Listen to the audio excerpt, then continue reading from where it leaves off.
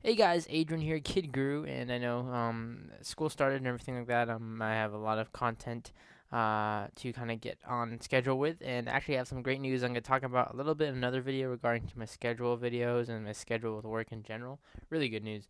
But today's video nonetheless is about a little bit of a rant, a little bit of me talking down some YouTube things, but also kind of reply to if you guys know the user Dragon Ball Jiu-Jitsu. A long time ago, I used to watch this guy. I used to watch this guy with Emeek, with uh, Zen 3K. I don't even remember all the names. There's just so many people I used to watch back in the day with the Mac versus PC when that was really a spark of a topic. And to be honest, that's when I did a lot of videos when I was younger, when I was fresh on YouTube, and that got me a lot of views and kind of gave me my grounding to where I am now with digitaldojos.com, with youtube.com/digitaldojos. A lot of the content I do now and the job I do online. Even though I regret a lot of, not I regret, but a lot of the videos I look back now and I laugh at. I still keep them up. Like even if I know I said stuff that was wrong, I said stuff that I had no idea mate would have been talking about. I was young, I was fresh on YouTube, and I was into technology, and I was just kind of doing videos for the purpose of doing videos, which is really some of the best times I had. Really, just um, researching stuff, and not always, 100% of the time you're not always going to be right. But it was just nonetheless, it was a fun time. And I actually stumbled across this channel recently. I was kind of just browsing YouTube, and it popped up in a related video. And he did an interesting video on people I unsubscribed from. And while this isn't really, this is a talk about YouTube in general and my rant about the system and all that. I also want to do a little bit of feedback and reply on this, and talk a little bit about to you, my viewers, about unsubscribing. I'm not really gonna mention who I unsubscribed from, but I recently also cleaned up my lists, and I'll talk a little bit about that in a second here. So first off, I want to talk about some YouTube brands quickly. First off, the subscriber system as a whole. You can see the homepage here.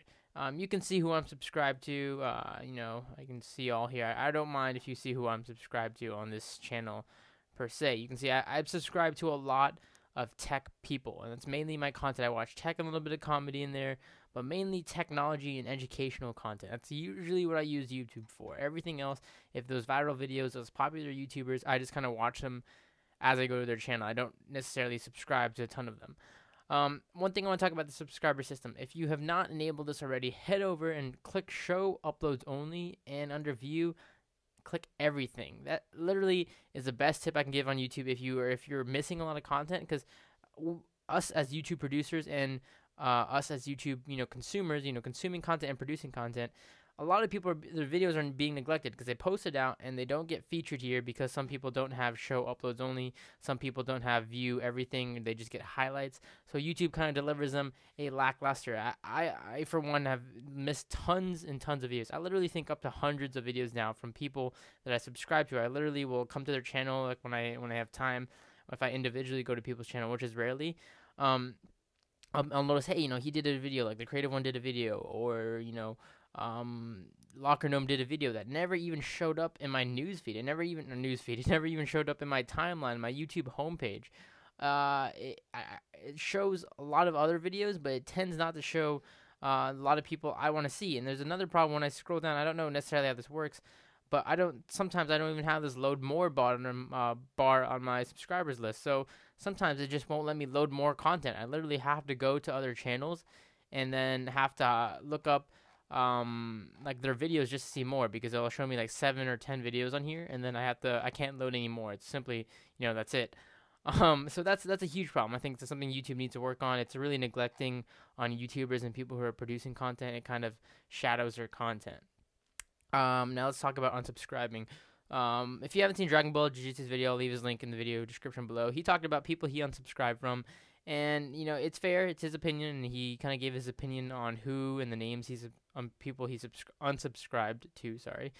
But generally with me, I'm not really gonna mention names of who I unsubscribe for. I don't really want to start anything. But for the most part, I don't unsubscribe to people, or generally I haven't really unsubscribed to anybody because of their shift or their change in direction with YouTube in their videos. Generally, because I think I understand, coming from one YouTuber to another, I produce content for a long time, and I understand there's going to be shifts, there's going to be changes, people need to adapt. Um, mostly the reason I unsubscribe to people, and recently I cleared out 30, 50 on my list, is because due to inactivity or just straight up what do you call that? Users just not being active on producing content anymore. I love to stay subscribed to some of the famous ones. Like when I started out, Jimmy R. was my first subscription. Mobile phone 2003. Necessarily, Duncan's a good friend of mine, and Jimmy was one of my idols when I started out on YouTube. But they don't do tons and tons of videos anymore as they used to. But I still stay subscribed just for that fact that I hope that one day, when they do videos, and Duncan does periodically, but Jimmy never. It's been years since he's done them. That one time that they'll do a video, I'll see it. And there's a lot of YouTubers like that. There's a lot of YouTubers who tend to do really good content, but they only do it every, periodically. And that's the reason I say subscribe to some people. That's my question to you guys. How long do you wait until you have to unsubscribe to somebody? Yes, if I haven't seen content for like 3-4 months, I tend to unsubscribe, and then I check in every now and then if I get a chance, or if I randomly stumble upon a video and I see that they're active again, I tend to subscribe. Just because it clogs up with the new YouTube system. I think the more subs you have, the more the homepage kind of gets clogged up. Even if they don't do videos, it just really neglects people. So I think minimizing the people you're subscribed to with the new YouTube system kind of helps you see all the content. Before I had no problem subscribing to 200, 300 people because I would see all the content. I can easily go through it. Now I really don't like the new system. I hope they implement some new stuff on there. Dragon Ball Jiu-Jitsu also went on to talk about some YouTubers he's unsubscribed from, like the Blue Hour, who's now inactive, or his account's closed. I believe he moved on to different things. And for the most part, I couldn't contest. He talked about John for Lakers and how John for Lakers. A lot of people talked about how his style has changed. He started Techno Buffalo. And while I agree, I do enjoy his older videos. I enjoyed his old content when it was solely him on the channel. And, even a couple other guys. And then it kind of got adopted by Revision 3. And definitely you're going to see his style change in there. Content's more professional. Content is sponsored now. Stuff like that. There's more... It's not as much as personal as it is more a business for him now. But at the same aspect, just because I enjoyed those older videos, I have no disrespect for the guy. And Dragon Ball also went on to talk about... that snazzy iPhone guy who left for a religious mission. He is a Latter-day Saints. He's a Mormon. He left for a mission, and he kind of told his thousands and thousands of subscribers that he's gonna leave the channel open, but if he ever comes back, he will try and what do you call that? He will try and get back into making videos years down the road. And Dragon Ball gave him some stuff for that, but see, my problem with what Dragon Ball said, and this is the only point where I disagree with him in the videos, when he talks about how snazzy iPhone guy's kind of throwing it away, and how he worked his ass off to Dragon Ball at one point years ago. He was saying how he worked his ass off to kind of get those subscriber numbers, and then this guy's throwing it away. I subscribed when snazzy iPhone guy started, and by no regards, I think he, to be fair, I think that snazzy iPhone guy really did work his ass off too. And in regards with his content was high quality, his content was, very well spoken, very well thought out. And he was just definitely one of the best reviewers out there by far. Even his content that is now that he produces or recently produced before he left was very up to par with some of the pros out there, with some of the people who are adopted by Revision 3, etc. That snazzy iPhone guy definitely put love into his work and passion into his work. I definitely think so. And that's just... with his sites, like Headphone Mech and all his sites he designed, I think definitely it's fair to say that he put in just as much work, and I don't think he's throwing it away. Definitely not. I mean, in my regards, he gets respect. Doing what he's going to do, he's obviously not going to be able to upload, and I know how those missions are. You get internet access I think weekly, if anything, and very scarcely. And all of that. So yes, by definite, there's no way he could have updated his channel from his current situation. But to say that he's throwing it away, I think is kind of in regard. He's worked up to this point to do what he wanted to do, and then now he's seeking different avenues. And this is my kind of problem with other people. I tend to see a lot of people talk about like John for Lakers, other people who get adopted by Revision 3. Soldier Knows Best for a couple example. Thinking from their viewpoint, and I've had to make some of these decisions myself with some of my stuff, whether or not I prefer the old videos that they made, whether or not I prefer their old style, I have to respect in the fact that they're doing what they want to do for a living, and a lot of them do it. John for Lakers, I know, for example, that's his living. Soldier knows best. I know that's his living. You know, he retired um, from he was in the Marine, military force, and other people like even Matt's Macintosh, tons of other YouTubers out there kind of really sacrifice their day job to do what they want to do. So, in my opinion, when somebody comes over like Revision 3 or somebody comes over, some partner offers them, this amount, X amount for whatever it may be to join their network, to, add some, to get sponsors, to get exclusive deals, etc.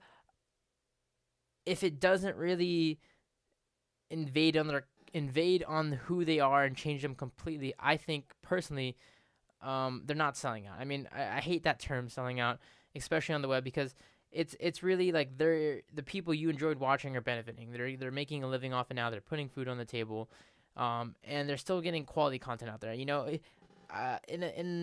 the situation where if somebody who was a technology reviewer kind of totally got sponsored and they started doing stuff like promoting only Apple or promoting only Windows, and all they did was promote one brand of product, like they become, there's some people who are just like spokesmen for products out there, like David Pogue is very associated with Apple and stuff like that. Then I can see people getting angry and people getting seeing their shift in viewpoints. But I think John for Lakers and the many others who were adapted by Revision 3 have really stood their ground and have really stuck to being a general overall tech reviewer and tech analyst. And I'm kind of running long here. I didn't want to go into 10 minutes, but I'm ending up in 11 minutes now. That's just my opinion on the subject. I think overall Dragon Ball, he did a great video. It's a really interesting video that kind of got me to spark the idea, talking about whole YouTube system and the unsubscribing system. But like I said, I don't unsubscribe to people necessarily because I disagree with their content, because I kind of,